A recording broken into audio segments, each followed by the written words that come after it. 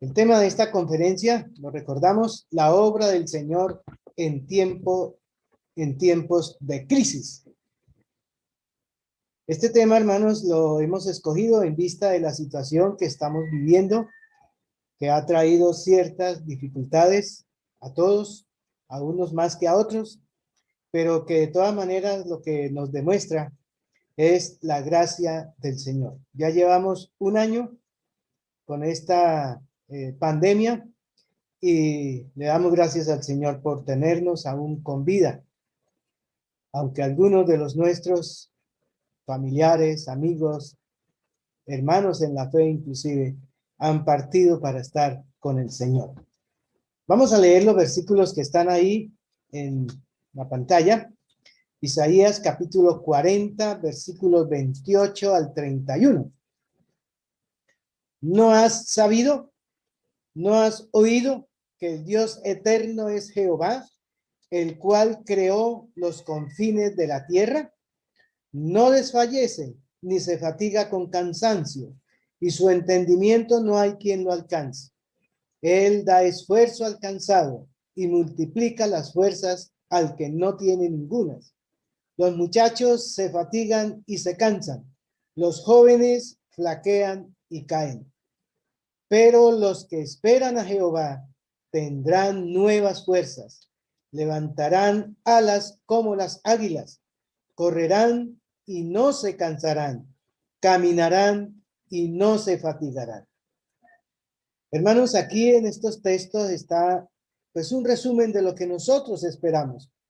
¿Cuántos hoy están cansados, sin fuerzas, en medio de la crisis que estamos viviendo? Pero hermanos, la Biblia nos enseña que nuestro Dios no se cansa, ni se fatiga con cansancio. Él es el creador. Su entendimiento no hay quien lo alcance. Por eso, si estamos cansados, Él nos da esfuerzo. Multiplica nuestras fuerzas. Los muchachos que se fatigan y se cansan, y los jóvenes que flaquean y caen, también esperando en el Señor tendrán nuevas fuerzas. Levantarán alas como las águilas, correrán y no se cansarán, caminarán y no se fatigarán. Probablemente unos más que otros, pero necesitamos que el Señor renueve nuestras fuerzas en este tiempo de crisis que estamos viviendo. Muy bien, entonces hemos dado comienzo a la introducción de este tema. No lo olvidemos, la obra del Señor en tiempos de crisis. Voy a dar un vistazo panorámico a los temas que vamos a mirar, que se desarrollarán a profundidad en esta conferencia.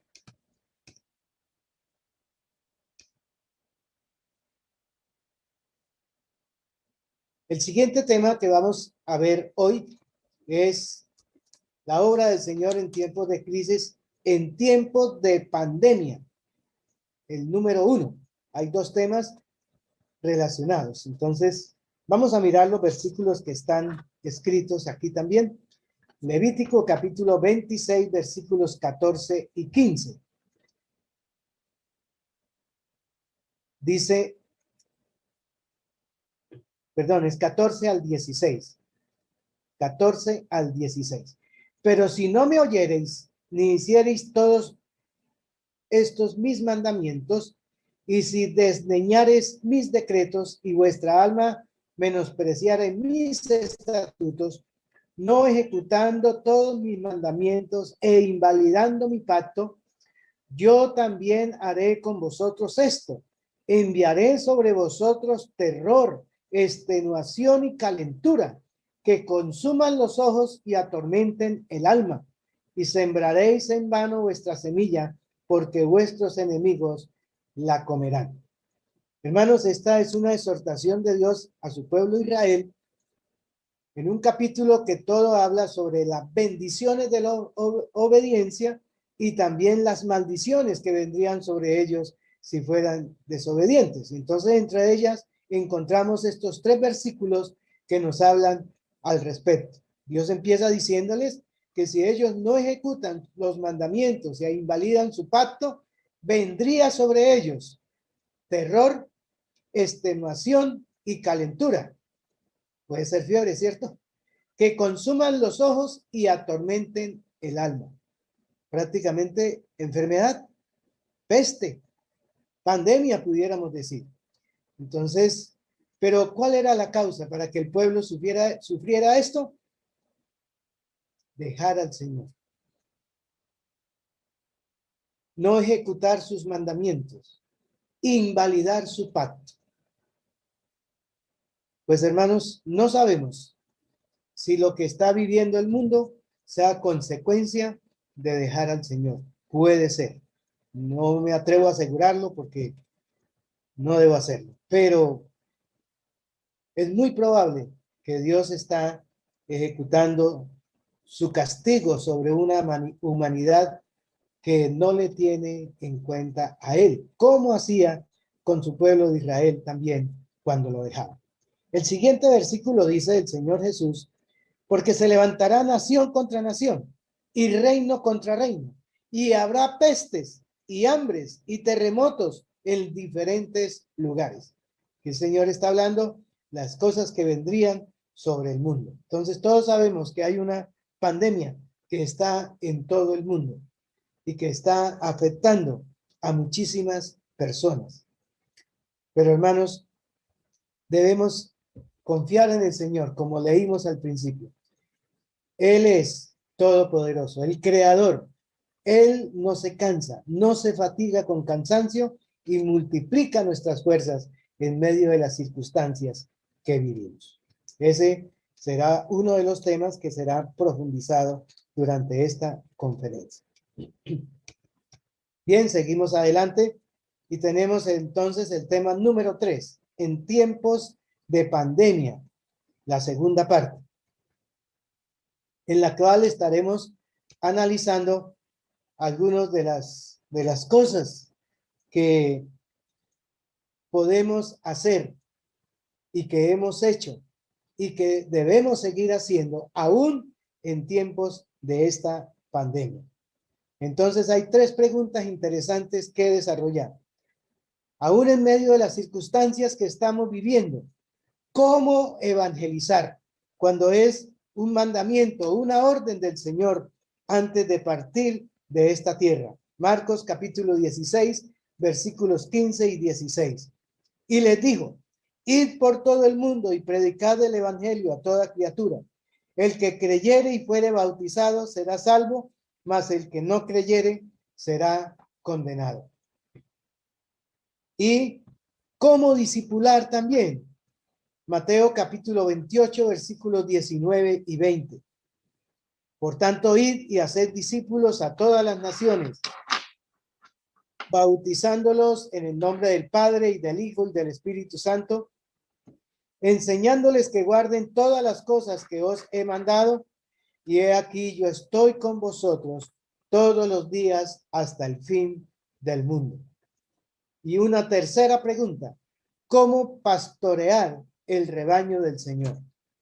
Primera de Pedro, capítulo 5, versículos 1 al 4, dice así: ruego a los ancianos que están entre vosotros, yo anciano también con ellos, y testigo de los padecimientos de Cristo, que soy también participante de la gloria que será revelada.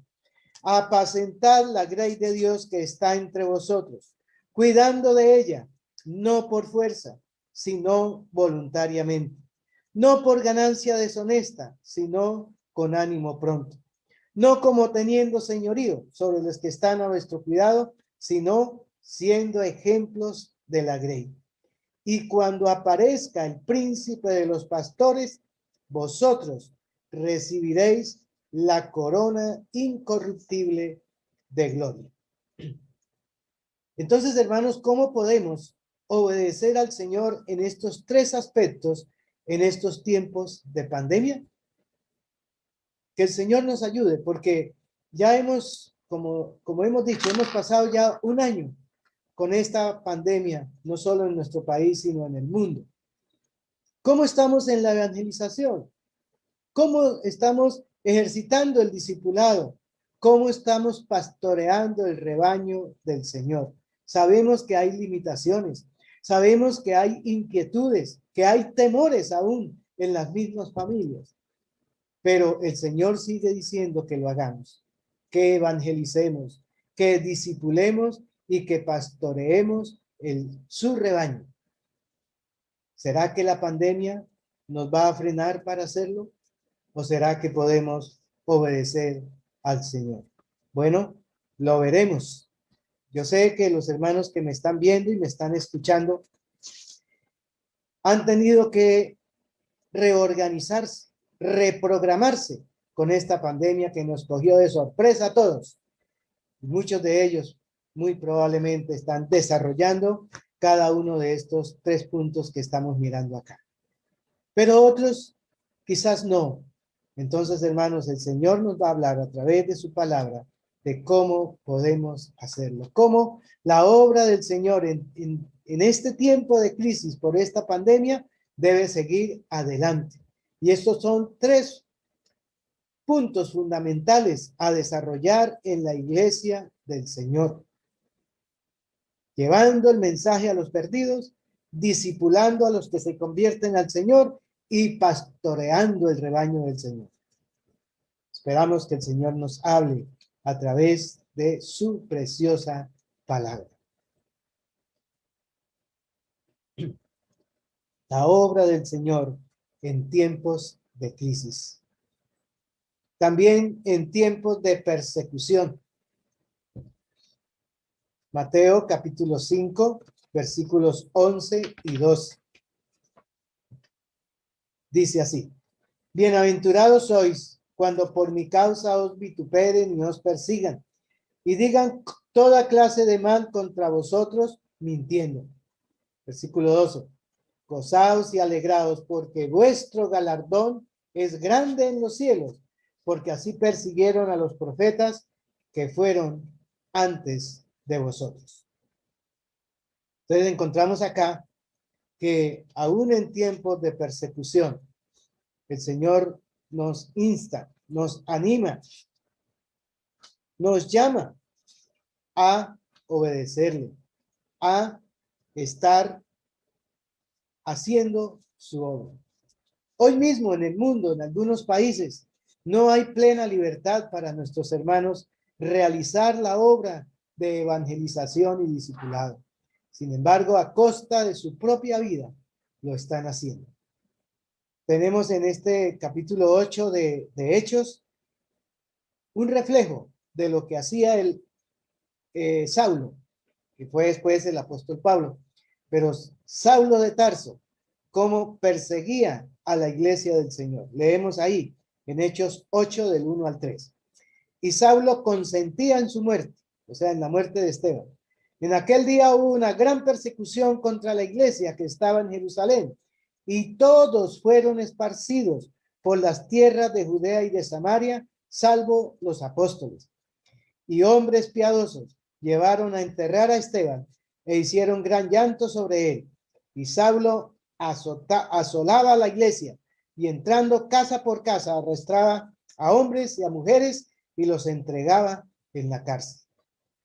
Bueno, este aspecto de la vida del apóstol Pablo antes de conocer al Señor, pues poco lo leemos, ¿verdad?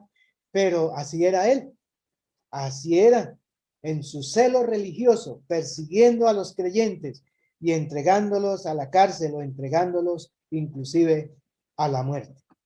Entonces, vamos a mirar dentro de esto de mantener la obra del Señor en tiempo de crisis, en tiempo de persecución, mirando a Esteban, que fue martirizado en los comienzos de la iglesia, como dice en Hechos capítulo 7, versículos 55 al 60.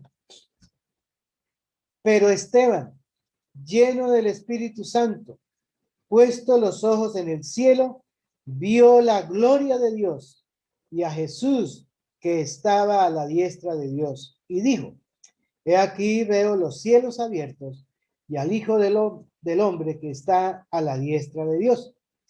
Entonces ellos, dando grandes voces, se taparon los oídos y arremetieron a una contra él, y echándole fuera de la ciudad, le apedrearon.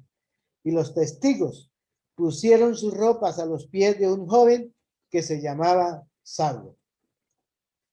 Versículo 59.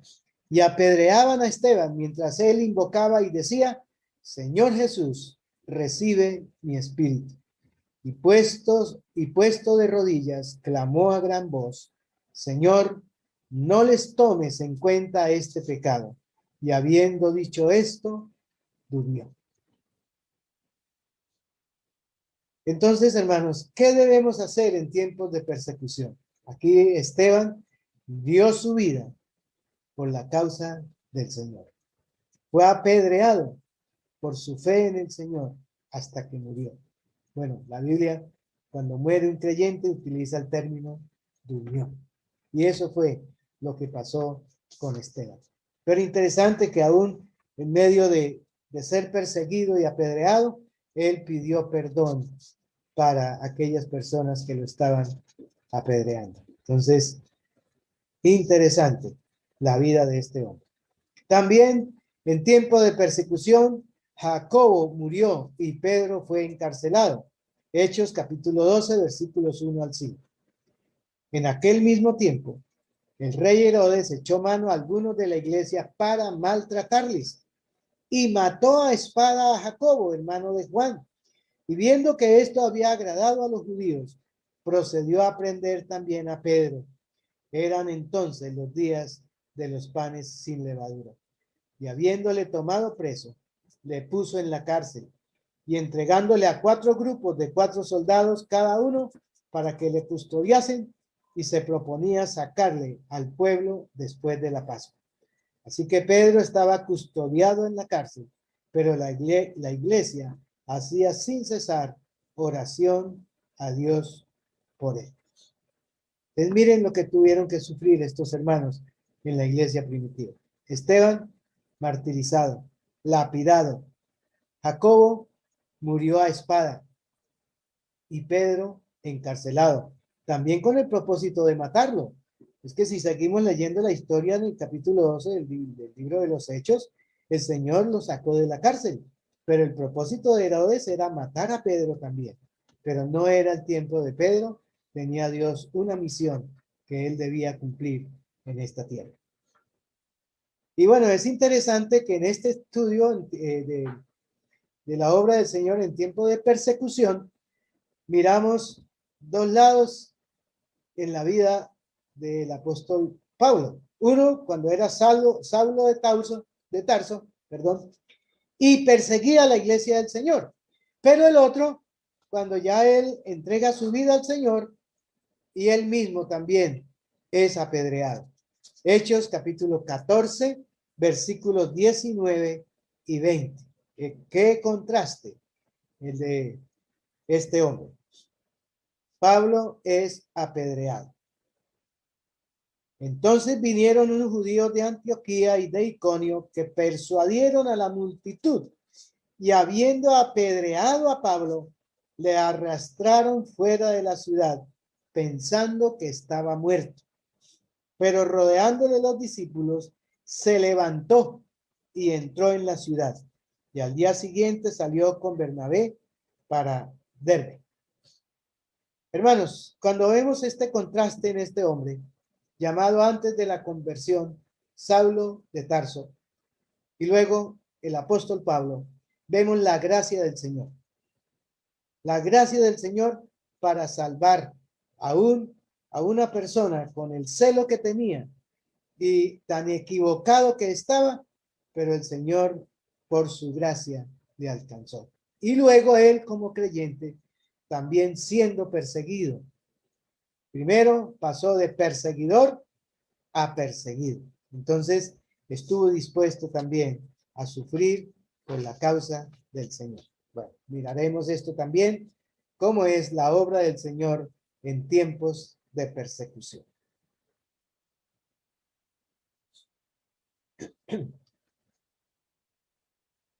Y tenemos 2 temas también sobre la obra del Señor en medio de conflictos en el hogar.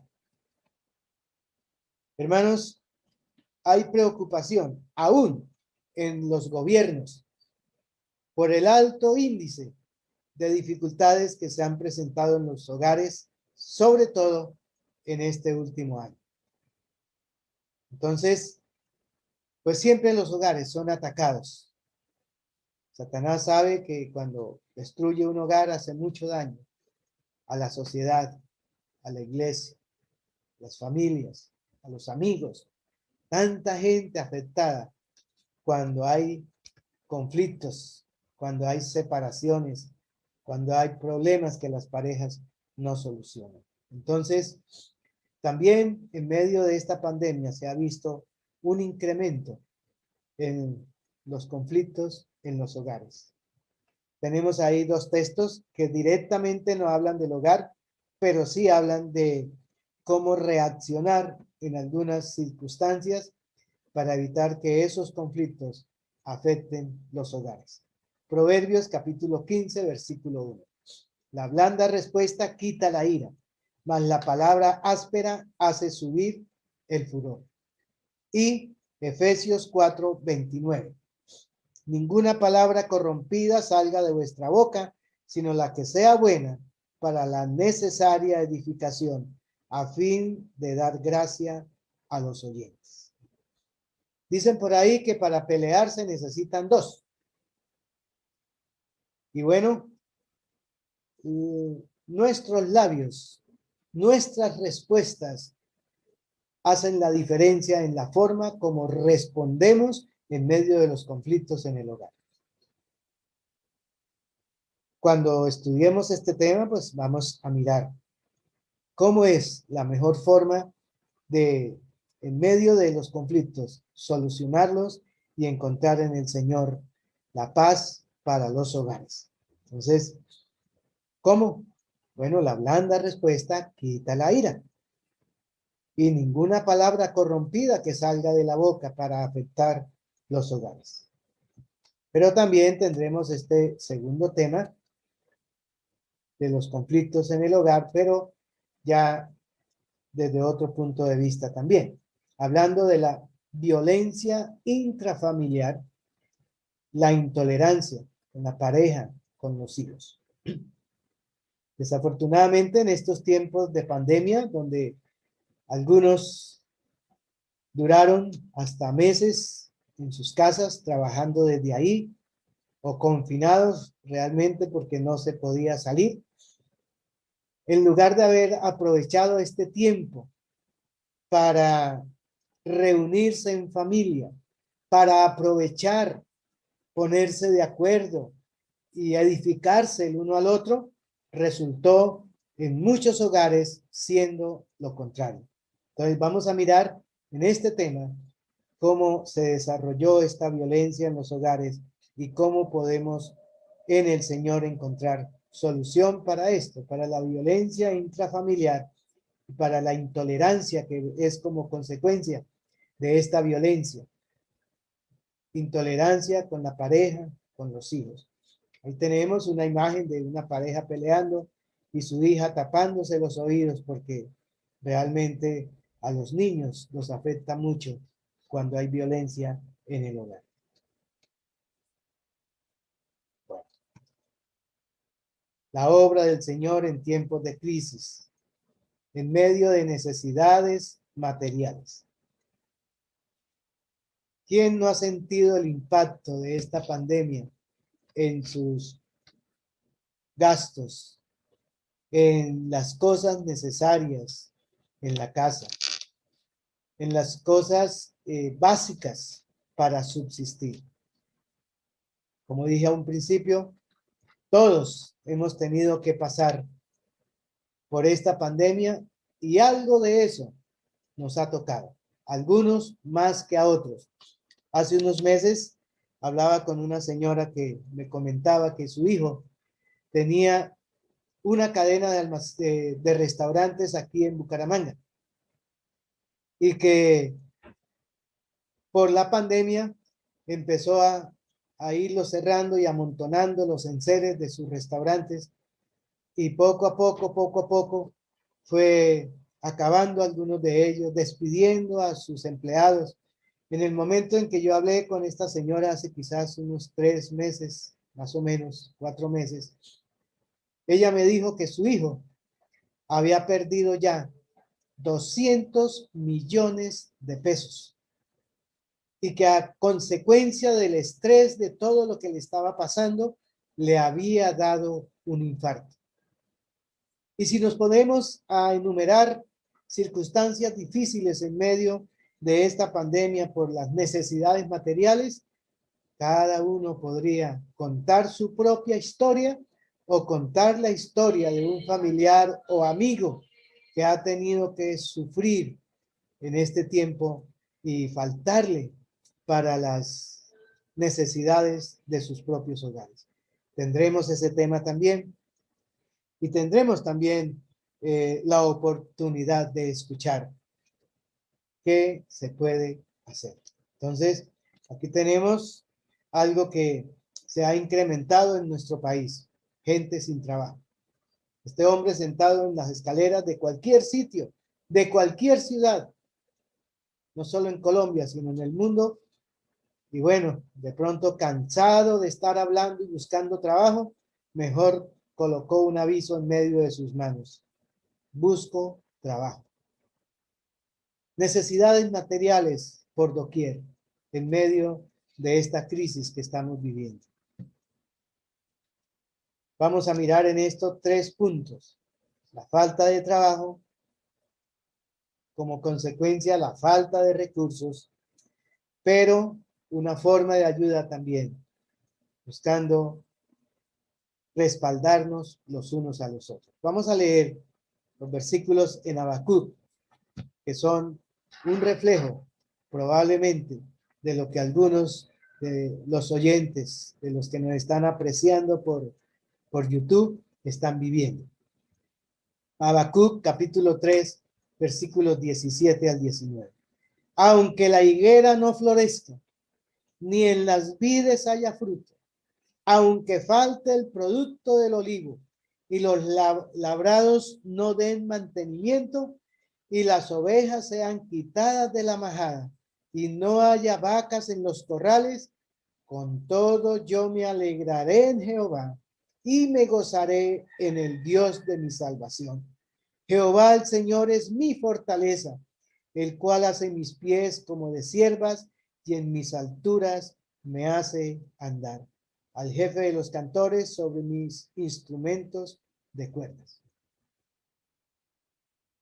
En tiempos de Habacuc se vivió un tiempo de escasez también. Pero ¿saben qué hizo el profeta analizando lo que estaba pasando? Aquí cuando dice que habla de la higuera, cuando habla de las vides, del producto del olivo, de los labrados, y de las ovejas, porque en su mayoría eran gente del campo, que vivían de su trabajo en el campo. Pero Habacuc levanta sus ojos al Señor y dice: Señor, aunque falte todo esto, con todo yo me alegraré en ti. Hermanos, qué difícil es asumir una actitud así. Pero aquí el profeta, Dios nos habla a través de él que podemos hacerlo. Esa higuera, esas vides, ese olivo, esas ovejas, esas vacas en los corrales, nos hablan de la fuente de empleo, que para algunos de ustedes puede ser el trabajo que tenía en su oficina, el trabajo que tenía usted en una galería o plaza de mercado, el trabajo que tenía con un bus, con un carro. Bueno, diferentes fuentes de trabajo que se acabaron, que se agotaron.